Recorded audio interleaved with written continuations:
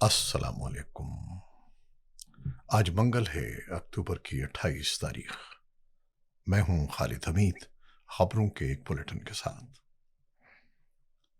Istanbul میں پاکستان اور افغان طالبان کے درمیان 3 روزہ مذاکرات کسی نتیجے پر نہیں پہنچ سکے ہیں۔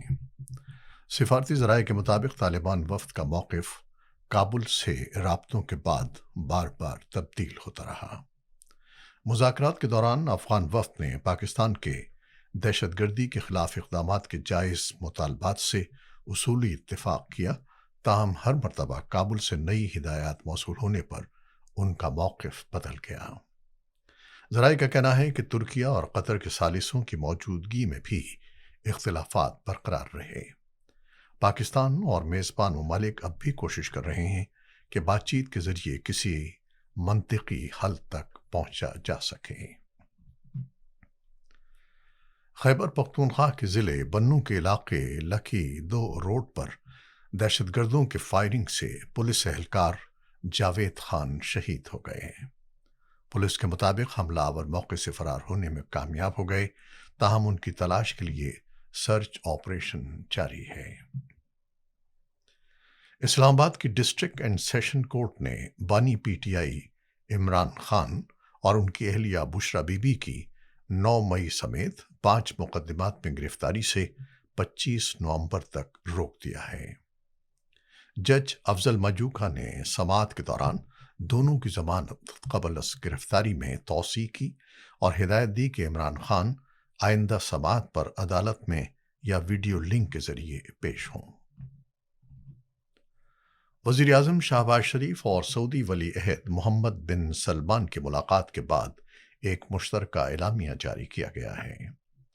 اعلامیہ کے مطابق دونوں ممالک نے اقتصادی تعاون کے فریم ورک پر اتفاق کیا جو 8 دہائیوں پر محیط تاریخی شراکت اور اسلامی بھائی چارے کی عکاسی کرتا ہے۔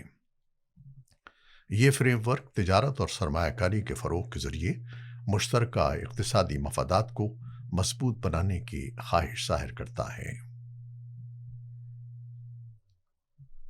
ذرائع کے مطابق آزاد کشمیر میں حکومت کی تبدیلی سے متعلق مسلم لیگ نون کی مشاورت مکمل ہو گئی ہے، جس کے بعد پارٹی نے نئے وزیر اعظم کے انتخاب میں پیپلز پارٹی کے امیدوار کو ووٹ نہ دینے کا فیصلہ کیا ہے۔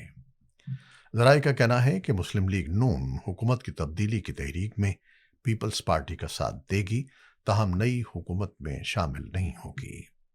پارٹی قیادت کا موقف ہے کہ تحریک عدم اعتماد اور قائد ایوان کا انتخاب الگ الگ معاملات ہیں اور قائد ایوان کے انتخاب میں نون لیگ پیپلز پارٹی کے امیدوار کی حمایت نہیں کرے گی۔ اجلاس میں فیصلہ کیا گیا کہ آزاد کشمیر میں جلد انتخابات کے حوالے سے پیپلز پارٹی سے مشاورت کی جائے گی۔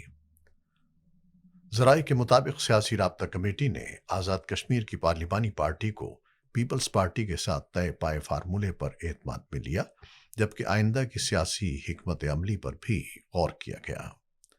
ذرائع کے مطابق کمیٹی نے آزاد کشمیر کی قیادت سے آئندہ کے سیاسی لائحہ عمل کے بارے میں تجاویز طلب کر لی ہیں، جو وزیر اعظم شہباز شریف کو وطن واپسی پر پیش کی جائیں گی۔ غزہ کی صورتحال۔ غزہ میں جنگ بندی کے باوجود اسرائیلی ڈرونز اور توپ خانے کی گولہ باری جاری ہے، جس سے فلسطینی شہری شدید خوف اور صدمے میں مبتلا ہیں۔ الجزیرہ کے مطابق خان یونس کے قریب ایک اسرائیلی حملے میں 2 فلسطینی شہید ہو گئے، جبکہ حماس نے ایک اور اسرائیلی قیدی کی لاش حوالے کر دی ہے۔ فلسطینی شہری ان درجنوں لاشوں کی تدفین میں مصروف ہیں جو اسرائیل نے واپس کی ہیں، جن میں کئی لاشیں مسخ شدہ حالت میں ہیں۔ دوسری جانب اسرائیلی آرمی چیف لیفٹیننٹ جنرل ایال زمیر نے اعلان کیا ہے کہ جب تک آخری مغوی کی لاش واپس نہیں آ جاتی، جنگ ختم نہیں کی جائے گی۔ اور فلسطینی وزیر اعظم محمد مصطفیٰ نے کہا ہے کہ حماس کو غزہ پر حکمرانی اور ہتھیاروں کے بارے میں اپنا موقف واضح کرنا چاہیے۔ العربیہ کو انٹرویو دیتے ہوئے انہوں نے کہا کہ غزہ میں قانون اور نظم و نسق فلسطینی ریاست کے ہاتھ میں ہونا چاہیے اور کوئی بین الاقوامی فورس صرف عارضی اور معاون کردار ادا کرے۔ सऊदी अरब में हरमैन शरीफैन के उमूर की जनरल अथॉरिटी के मुताबिक रबीउ सानी 1447 हिजरी के दौरान मस्जिदुल हराम और मस्जिद नबवी में 54.5 मिलियन ज़ायरीन ने हाज़िरी दी। मक्का मुकर्रमा में 17.7 मिलियन अफराद ने नमाज अदा की, जबकि 11.7 मिलियन ने उम्रा अंजाम दिया।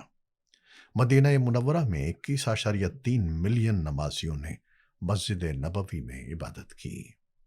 अथॉरिटी ज़ायरीन की तादाद की निगरानी के लिए जदीद सेंसर टेक्नोलॉजी इस्तेमाल कर रही है। मुत्तहिदा अरब अमारात ने माली साल सन 2026 के लिए 25 अरब डॉलर यानी 92 अरब दिरहम का तारीख का सबसे बड़ा बजट मंजूर कर लिया, जो गुज़श्ता साल के मुकाबले में 30% ज़्यादा है। दुबई मीडिया ऑफिस के मुताबिक फेडरल फाइनेंशियल सेंटर प्रोग्राम भी मंजूर किया गया ताकि माली पायदारी यकीनी बनाई जा सके। रिपोर्ट के मुताबिक बैरूनी सरमायाकारी 1.05 खरब दिरहम तक पहुंच गई, जबकि बरामदात सन 2019 के मुकाबले में दुगनी होकर 950 अरब दिरहम हो गईं। अमेरिका में वफाकी हुकूमत के शटडाउन को 27 रोज गुजर चुके हैं, जिसके बाइस हवाई सफर शदीद मुतासर हुआ है। पीर के रोज 1660 से जायद परवाजें ताखीर का शिकार हुई, जबकि इतवार को 8600 परवाजों में ताखीर हुई थी। FAA के मुताबिक अमले की कमी ताखीर की बड़ी वजह है। यह शटडाउन अमरीकी तारीख का दूसरा तवील तरीन शटडाउन है और फरीकैन अब तक किसी समझौते पर नहीं पहुंच सके हैं। साल सन 2025 का सबसे बड़ा ताकतवर तूफान मेलिसा कैरेबियन जज़ायर से टकरा गया है। कैटेगरी 5 के इस तूफान की हवाओं की रफ्तार 280 किलोमीटर फी घंटे तक पहुंच गई है। हेटी में तूफानी बारिशों से 3 अफराद हलाक और 3000 से जायद बेघर हो गए हैं। जमैका में हंगामी हालत नाफिज कर दी गई है और अवाम को महफूज मकामात पर मुंतकिल किया जा रहा है।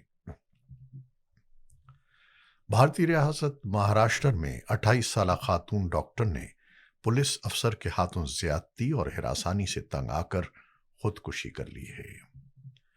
खुदकुशी नोट में खातून ने लिखा है कि सब इंस्पेक्टर गोपाल बद्दा ने कई माह तक उसकी इस्मत दरी की और एक इंजीनियर ने उसे ज़हनी तशद्दुद का निशाना बनाया। रिपोर्ट के मुताबिक मुतासरा खातून ने पहले भी पुलिस हुक्काम के खिलाफ शिकायत की थी, मगर कोई कार्रवाई नहीं की गई।